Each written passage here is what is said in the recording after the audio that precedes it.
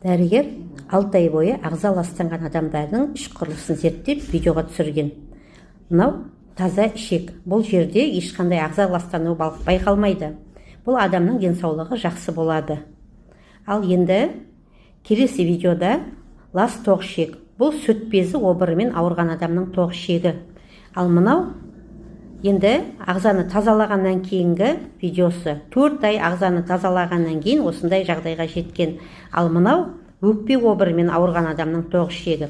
Бұл адамның ішектері өте лас, осыдан бөлінген улы заттар ағзаға сіңіп, ағзаның одан сайын ластап, бауырдың жұмысын бұзылған.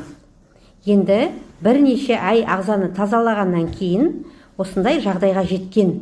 Және үзіліссіз тазалау барысында ағза осылай қалпына келген. Енді мына тоқ ішекті қараңыздар. Бұл жерде өте лас тоқ ішек. Сіздерге жапондық 3 этапты тазару техникасын, бағдарламасын ұсынамын. Кардиомарин өнімі ағзаны, қан тамырларын бойын тазалайды, қан тамырлардың серпімділігін арттырады. Застері өнімі токсиндерден, шлактардан, ауыр металдардан ағзаны тазалайды.